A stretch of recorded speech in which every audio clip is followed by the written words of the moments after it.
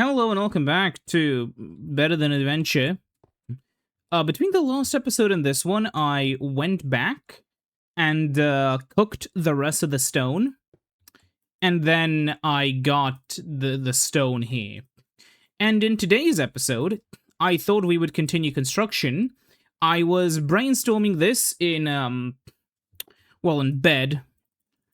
I was thinking like, okay, it's 50 billion degrees, you can't sleep, may as well plan out your Better Than Adventure video in advance, right?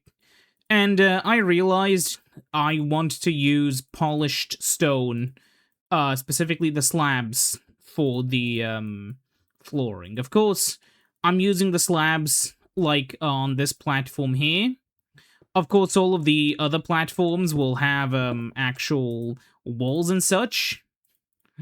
But it is what it is, I'm just getting a bunch of stone because I believe I'm gonna run out of cobblestone by the end, anyways. I guess stone now because I have already melted down all of the cobblestone. So let's see, what topics do I have today that are mildly interesting? Well, it's depressing news. Sony wants to destroy the video game thing, but by abandoning cartridges. Now, is this a big deal? Yeah. Here's a fun fact. Did you know that Sony execs tried to fudge, well, not execs, I forget who it was. Somebody at Sony fudged the numbers to make it seem like less consumers were buying physical games than people actually were buying, because they were counting live service game sales as digital game sales. So, like, every single purchase of, like, I think it was something like, every single purchase of a microtransaction in something like Fortnite was counted as a digital sale. And they also counted, like, I think maybe downloads as sale. It was some... Look, I forget the specifics, but I feel like even though I forgot the specifics of what I'm trying to say, you get the point of the message isn't lost.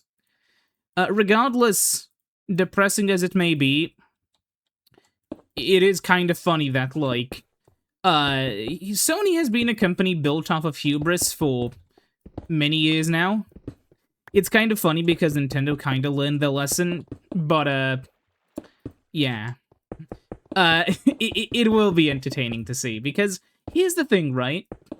So Sony comes in, utterly pissed at the fact that nobody was taking them. By Sony, I am personifying mainly Ken Kutaragi and, the president of Sony, who together planned out the PlayStation in secret from many of the shareholders who were against it, blah, blah, So yeah, expect a little bit of company personification for the sake of storytelling. I'm not stupid. Blah, blah. So basically, you have Sony, and Sony was pissed that nobody was taking them seriously, so they're like, okay, Sega laughed at us, Nintendo laughed at us, and abandoned us. Well, okay, we may have screwed them up, but it doesn't matter.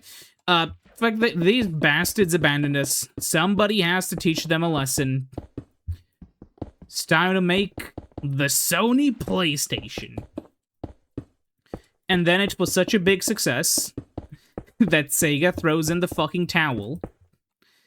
Nintendo is on the back foot twice over. And it seems like their next project isn't even going to really be a modern system. They're not even going to compete with the PS3. And then, like, okay, well, there's Xbox. Whatever. Then, hubris strikes. Kind of like one of those Greek tragedies that I've never read. Is the Odyssey a tragedy? I don't fucking know. I was forced to read it in high school. I think a lot of people were. I don't know. Maybe it was a part of my course curriculum. I don't remember anything from it. Because, the people who, I was forced to read it in the old version of my language, which nobody speaks. So I had to Google, like, things that were being said more than actually indulge in the reading, which it's an old story. Yeah, I wish I could understand it. But look, regardless, Sony made a mistake, and that mistake was the PS3's getting everything shoved into it, and the Xbox was just earlier to the market with games, while PlayStation devs were only getting started. Still somehow outsold Xbox by the end of the generation, somehow. Probably because it had good games by the end, and that's when Xbox kind of started lacking. But regardless, the end result is still quite self-explanatory. You know, got a little bit embarrassed after the wonderful slap in the face that was at least the start of the PS3 generation. So Sony is like, okay, we gotta think about this. We gotta take a few steps back and see what people really want. So then they make the PS4, and by God, is it good. And then the PS4 sells, and hubris strikes. Actually, no, hubris doesn't strike yet. So then what happens is the PS4 is selling really well, and Sony is making the PS4 Pro.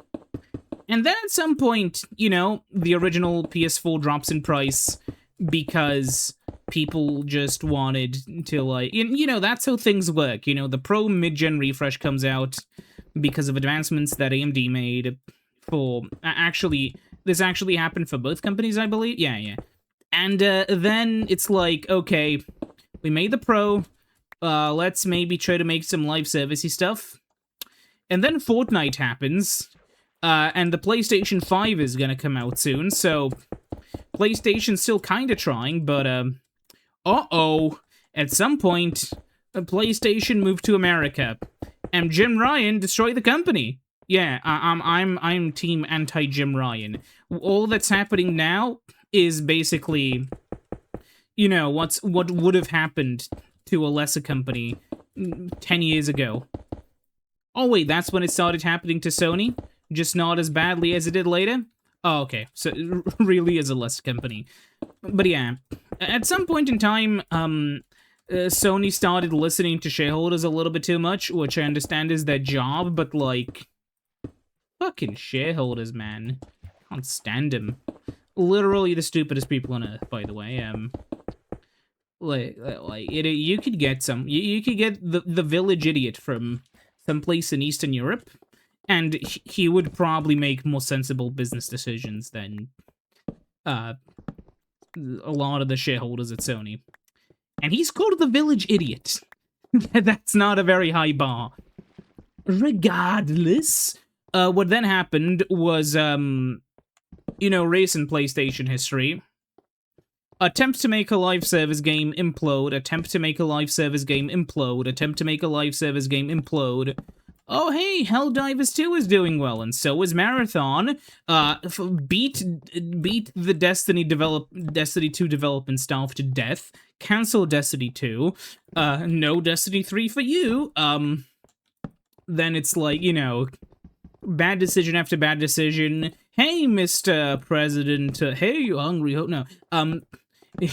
Fucking Slender Man. Whatever. Fucking, you know, then they're like, oh yeah, well, what's your plans for the future? Live service games.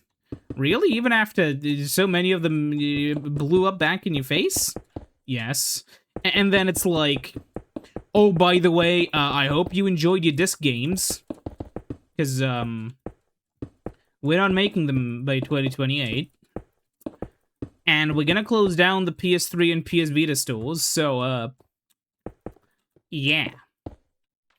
Panic erupts immediately. People are panic buying, which, I would, if these videos were actually, I mean, they are edited, but, like, you know, I'm not gonna remember to put the fucking pirate from SpongeBob on the screen. You know what I'm implying. Like, there are solutions to, these troubles, where if a company doesn't actually let you purchase the games from... Because here's the thing, right? one of the biggest things I feel that has, like, helped the fucking, you know, how much does it really take to keep the PS3 servers up and running? Uh, Not much time, not much effort, you know? I guess there's that exploit. Maybe they're mad at the exploit. Honestly, that could be it. And the only way they see a fixing it's because there's this thing.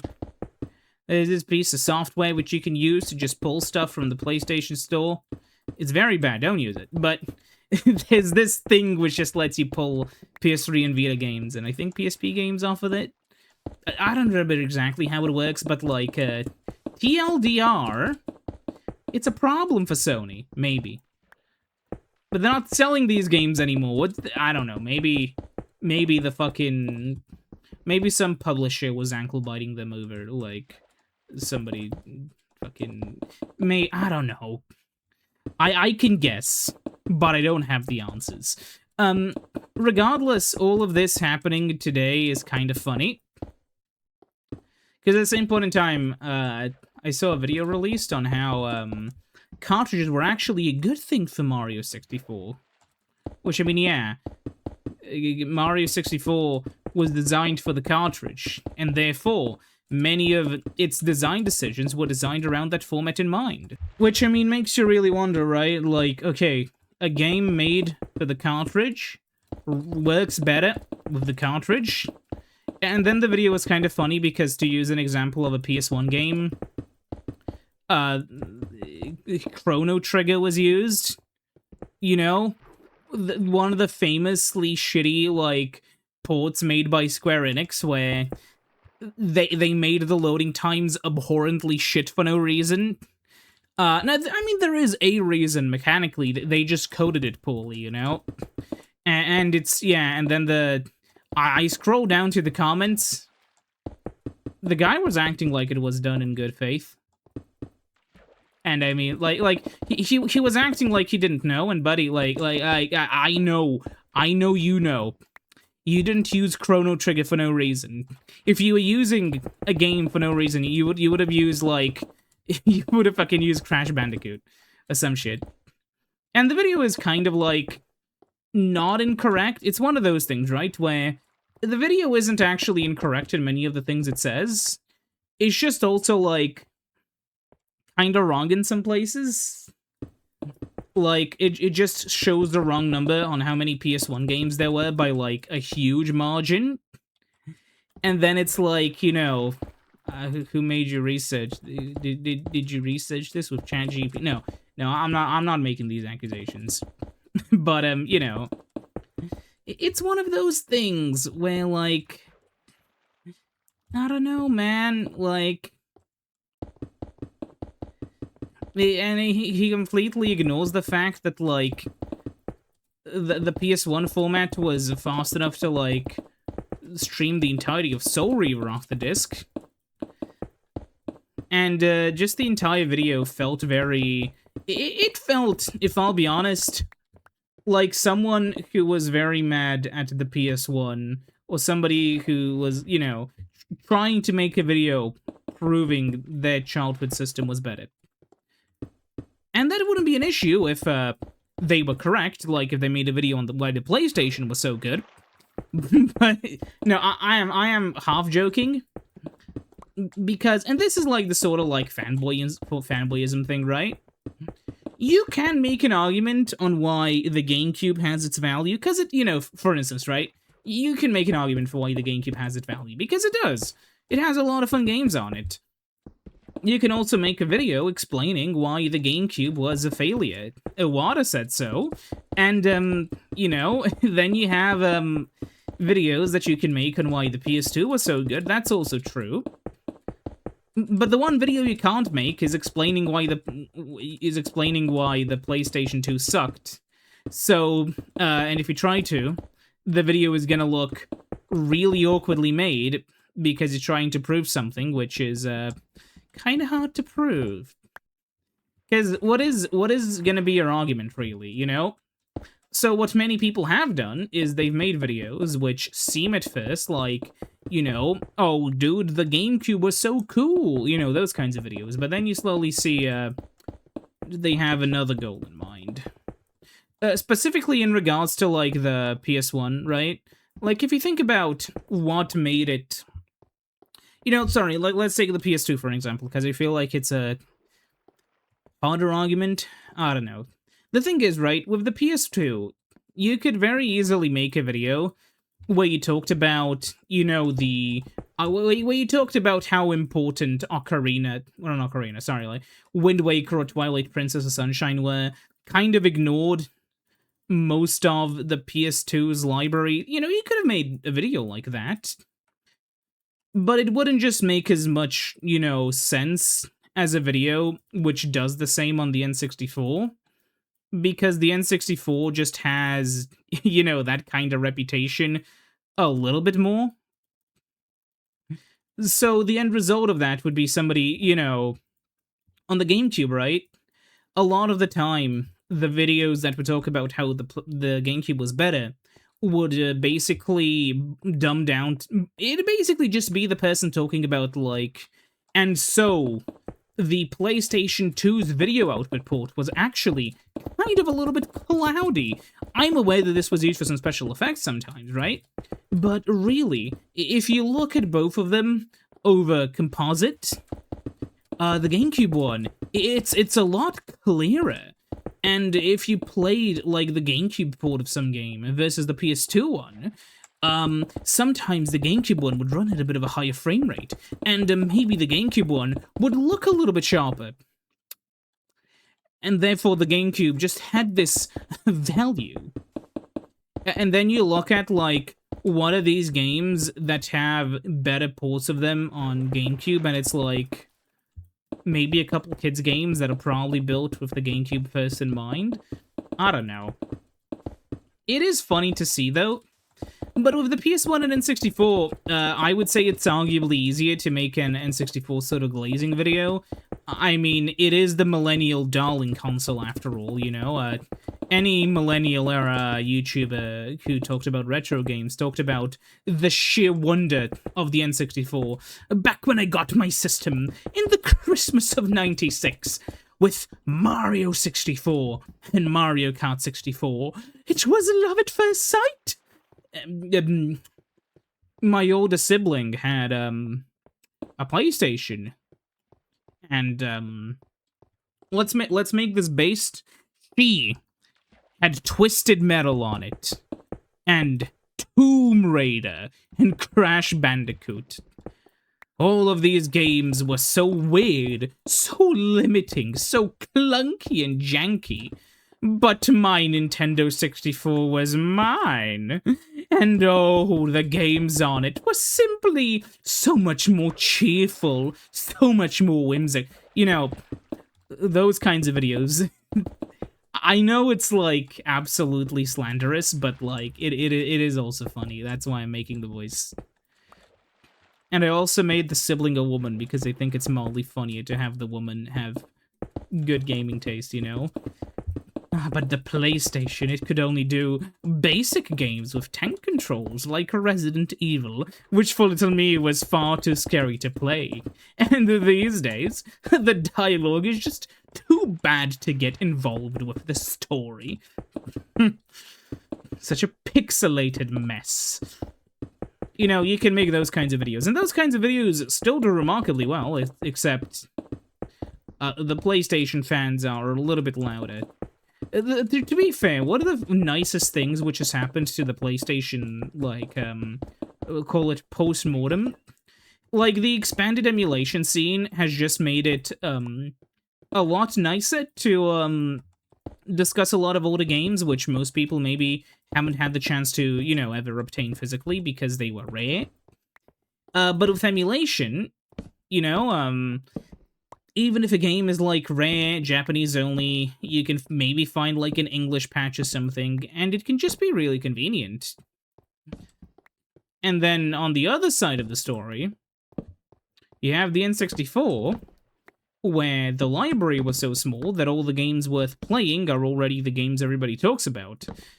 how rare it is to find a game, sorry, whenever I see people talk about the N64, it's always the same few games, right? Like, the mainline Nintendo ones, Rareware. Maybe somebody mentions Turok, and then, like, what else is there? Fucking StarCraft 64?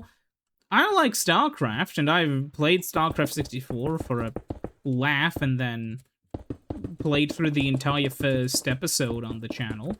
But, like, God, it's worse than the fucking PC version in every single way. But yeah. The issue we run into is, if there's one simple way to put it, the N64 kind of blows. Like, aesthetically, it's sort of unique, but still less unique than the PlayStation, because, like, whenever you look at an N64 game, the way the N64's graphics kind of look, it almost looks like a more modern sort of, like, Voodoo PC, running at the lowest possible settings. Like, it just looks like something with a decent 3D accelerator just cranked all the way down, like the lowest budget option. The PS1 looks like something with a software renderer, sure, but it also just has its unique sort of charm in terms of, like, how the visuals are constructed, because it has no actual Z-buffer, everything is done sort of manually. It's, unique, and I feel like there's a reason why, the only real N64-themed horror game was, like, Shipwrecked 64, and then the only real, PS1 horror game is, like, that's a joke, there's a bunch of them, because the PS1's, like, it's honestly just the fact that there were so many PS1 horror games that inspired people to make more of them. And I'm aware that, like, PS1 assets are also kind of easy to make, or, like, 5th generation stuff in general. So, like, it's down to, oh, do you want the PS1 or N64? But, I feel like the PS1's graphics kind of, I don't want to use the term age better, but, like, within the context of a lot of modern gaming, people tend to appreciate sharp visuals a lot more than they do blurry visuals, Or, like, people tend to prefer stuff that looks unique, even if simple, to things which look more advanced, but dated. Like, if I can take, for example, Minecraft. Not a very visually advanced game. People still like how it looks. It's really endearing in many ways. And then, compare that to a game like fucking Gears of War 1, a game which in many ways is much more advanced than Minecraft. Doesn't look that advanced in comparison, really. Like, I mean, okay, even if you run both of them in, like, 720p, 30 FPS, Minecraft is still gonna end up, kinda looking favorably compared to it, because it's just got that unique style. And the stylization offered to you, thanks to, the PS1's graphics, I feel, is something that is utterly unique. You don't really get to see that on modern hardware.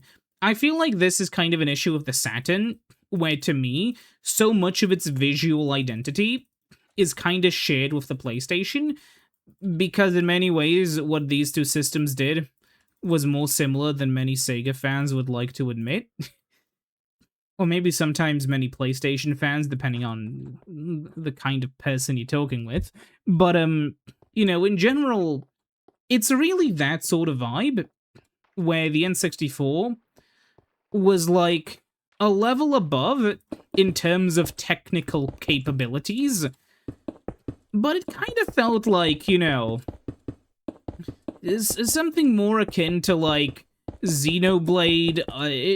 It's like if all the RPGs only released on Switch, and the PS2 and the PS5 had, like, only Gun and Ball games, and, like, the Ratchet and Clank and Astrobot one, It'd very much be and also, I guess, like, this, you know what I mean, right? Like, it'd very much be like, okay, well, a lot of the RPGs on the PS1 still look good, okay, from a technical perspective, you know? Looking at it from the minds of a tech wizard,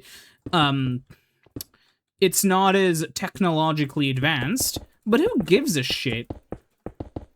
The best-selling, like, PS1 game was fucking Gran Turismo, and it did not use basically any of the fancy tech which some of the most interesting PS1 games used. It did not use, like, the only time it streamed data from the disc was on the menu, where it would stream cars on demand, or if you're in, like, arcade mode, it would stream that small track preview window. That's it. That's really it. And that's kind of the thing with the N64, right? Like, if you look at it, the best-selling games were, like, Mario 64 and Mario Kart 64. And those games are not very graphically advanced compared to other games that came out even around a similar point in time. And then, like, I've seen people argue the Mario 64 fact, where Mario 64, oh, but it's a classic, it outsold Gran Turismo, except, like, the Gran Turismo franchise still outsold Mario 64. The thing was that, you know, on the PS1, we would get so many games that you would just have multiple games come out at the same point in time. On the Nintendo 64, if Mario 64 2 came out in, like, let's say 1999, you would maybe see Mario 64 sell 8 million, and then you would see Mario 64 2 sell another 5 or 6. It's because, simply put, that's how the cookie crumbles, you know? It's how people do things. Because if you were getting into, you know, the Nintendo 64 after Mario 64 2 was already out, chances were you would probably pick it over the original, especially if you've already maybe seen the original. Maybe you'd only rent the original. Like, I mean, okay, I understand from a modern day perspective, where people are like, oh, but why wouldn't you experience the original? But, like, you know how Resident Evil 9 Requiem came out recently? You really think the people who bought that game also bought, like, every single previous one and they're returning fans? No. How many Resident Evil fans have never touched a single Resident Evil game? How many Resident Evil fans haven't played the old ones? Like, come on, be real with me. And it's a lot of people. How many of Defense Force fans still haven't played Monster Attack and Global Defense Forces and Earth Defense Force 2017 because it's not on PC? A lot of them. But it doesn't matter. It's just, you know, as a fan of, you know, a lot of niche series, I kind of find it interesting when people will try to sell you on the N64 because of, like, console, well, like, not console, but, like, game unit sales, but then also argue that the console unit sales don't matter, when I would argue it's the reverse. Because the number one strength of the PlayStation like ecosystem overall was the fact that there was no one killer app, but a bunch of killer apps. Like, there wasn't just the one PlayStation game you had to buy and then you were done. It was the default platform to build your game library on. And yeah, that's how it worked. That's how a lot of people saw it back then. A lot of, like, even, like, today, now, instead of PlayStation, most games are on PC. And the ones that aren't are probably on Switch. That's kind of why, like, you know how these days we have people, a lot of people, you know, who own a Switch and then own a PC? So they buy all the Switch exclusive games on Switch and all the multi-plats on PC? That's how it used to be for a lot of console gamers before this, too. They would just buy a, you know, PS5 and not a PS5. Like, they would just buy, like, a PS2 and a GameCube on sale, eventually. And plus, back then, games and systems would drop in price. But also, there isn't a cartel conspiracy of memory manufacturers trying to price gouge everything on Earth. So, yeah, we can't entirely blame the big corporations for, like the big console manufacturers for a lot of the price hikes. Especially not Nintendo. Like, they were holding out until they couldn't. And it is honestly kind of sad to see how bad it's getting, because Nintendo's entire goal was to try to sort of, make money, but they also know how important it is to, like, be the budget option. That's a big reason why the Switch sold so well. And now they're getting their shit kicked in by forces beyond their control. Mark my words.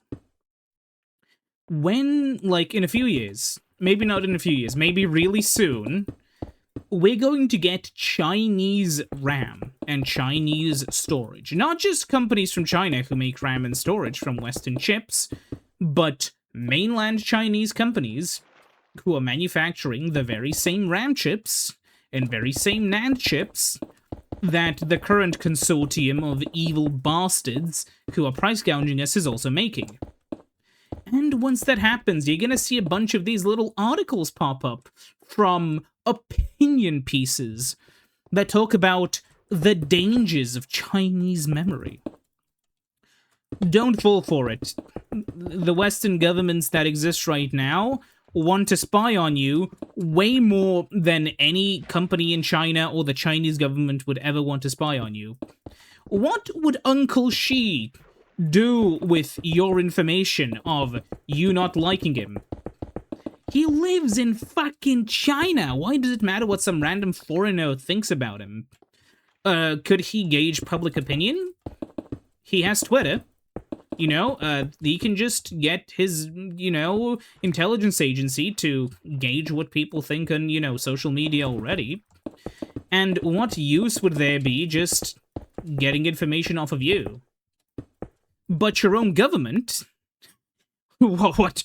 Why would they want to spy on you? Dissent? Maybe it makes sense why they don't want you to buy Chinese memory chips. But yeah, there's also no real way to hide, like, microprocessors in memory chips in a way that isn't very fucking obvious. Like, take for instance, the fucking RAM chips, right? If there was another, like, extra mystery meat chip that nobody knew what it did, that would probably, like, raise some alarm bells really quickly, Plus, like, we're assuming that they're selling entire RAM chips, right? Like, you could imagine if they're selling just the, like, memory. What, you think you're gonna have it? They're gonna make, like, a special production line to shove extra super secret, spy movie hardware into a chip that's already as small as it can physically be due to package size limitation? And that's not gonna happen. Plus, like, if the government wants to spy on you, they're just gonna use they're just gonna use whatever the fuck they can. They're just gonna subpoena, like, your whatever the fuck, and you're gonna go to jail for, like, whatever. Doesn't matter. And, what's depressing is, we almost, well, maybe this will change. I don't know. I hope it does. We almost had a saving grace in Europe with, slated for some point in 2027, a new modern manufacturing plant for chips. But they're just doing automotive stuff. I hope that changes. Especially now when demand is so high. But really, it's gonna be funny when, like, the fucking bastards will try to force at least some governments to not accept Chinese memory chips, right? Because, Micron and Hynix are American, so they're gonna beg, America and Trump. And, Samsung is Korean, so they're gonna beg, well, sadly, not the glorious leader. They're gonna beg the other fucking equally, not equally as bad, but like still the other hellish Korea for help. And if you're European, what this will mean is that your government is probably gonna like kowtow to America. But I don't know, we'll see. Maybe not. Maybe memory chips are the thin red line. Who knows? Because Europe doesn't make chips, really. And the thing is, like, I said this kowtowing thing because it happened with the automotive sector, but as you know, Europe has a proud history of making cars of all shapes and sizes, so Chinese EVs can disrupt that, but, like, would China, like, would the EU cripple their own economy to, like, stop cheap chips from coming into Europe? Maybe? And if so, what would stop a European from going abroad and returning with a bucket of memory chips? You know, for personal use. I don't know. We'll see the future. I can't see the future, but it ain't very confidence inspiring. But what is confidence inspiring is the fact that in one video, look, I've done 3 of the platforms. I can't wait to do the other ones. Don't you agree? See you next time, goodbye.